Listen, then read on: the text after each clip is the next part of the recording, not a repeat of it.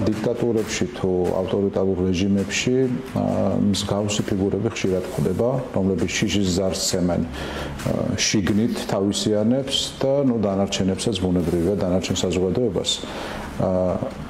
ჟანრის ლოგიკა ისეთია, რომ ასეთი ადამიანები როგორც წესი ძალიან ცუდად ამთავრებენ, რაც პირველი შედარება, რომელიც მომივიდა აზრად, არის გერმანიაში იყო ასეთი 30-იანი წლების გერმანიაში ასეთი ფიგურა ერნსტ როუმი, რომელიც იყო დამფუძნებელი ჰიტლერის ყავისფერ პერანგიანთა დაჯგუფების ერთ-ერთი ყველაზე უფრო სასტიკი დაჯგუფება იყო, რომელმაც ძალიან დიდი როლი შეასრულა ბოროტი ბნელი მკვლელი ძალის აღზევებაში. ის და თავის თანამებრძოლები 1934 წელს უბრალოდ ამოხოცეს, ვინაიდან მათ გაუჩნდათ ძალიან დიდი ამბიცია. ამოხოცეს პარტიული მეტოქეებისა და ჰიტლერის ლოცვა-კურთხევით, ასე ვთქვათ.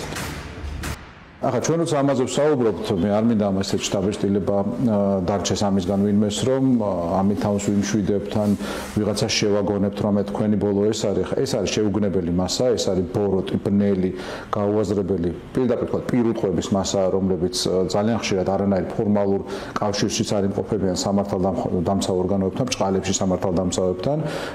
ხშირად ეს არის უბრალოდ ზონდერებისგან ხელით შერჩეული სისასტიკის მიხედვით და ბრმამორჩილებით შერჩეული არსებების მასა, ხა მათთან საუბარი, მათი სინდისის ხმის გაღვიძების მცდელობა იმ თავითაურ პერსპექტივაა და ჩვენთვისაც არანაირი ნუგეში არ იქნება ის, რომ ოდესღაც მათ ის ბედი ეწევათ, რაც ეწიათ ორჯონიკიძეს, რაც ეწია ერნსტ როუმს ნაცისტურ გერმანიაში და ძალიან ბევრ ჯალათს.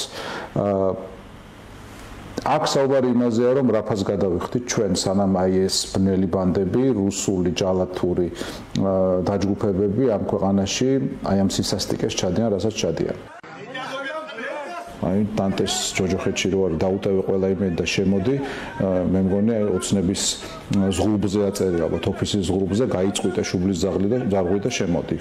დაივიწყე სინდისის ხმა და შემოდი, იმიტომ რომ იქ დღეს ყოფნა შეუძლებელია, კარგი კი არა, ჩვეულებრივი ადამიანისთვის შეუძლებელია, რომ ადამიანი იყო, ქართველი იყო, საშუალო სტატისტიკური იყო, აქ არ საუბრობთ არც განათლებაზე, არც რაღაცა განსაკუთრებულ მოთხოვნებზე, არაფერი, აი ელემენტარულზე ვსაუბრობთ.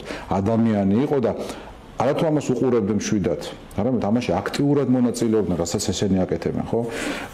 შესაბამისად, იმის მოლოდინი რომ ვინმე ხმას ამოიღებს ხარებას წინააღმდეგ ან რაიმე სხვა უმსგავსობის და სისასტიკის წინააღმდეგ, რაც საქართველოში ხდება, არის მიამიტობა. სერგო ორჯონიკიძეს რაღაც ავადმყოფური, მაგრამ იდეა ჰქონდა, ხო, ბოლშევიზმის. რომს ავადმყოფური, მაგრამ იდეა ჰქონდა ნაციზმის. პრიგოჟინს ავადმყოფური, მაგრამ იდეა ჰქონდა ეს რაღაც რუსული ძერჟავნიკობის და ხარებას რა იდეა აქვს. ხარება არის, აი რასაც ვხედავთ ეგ არის.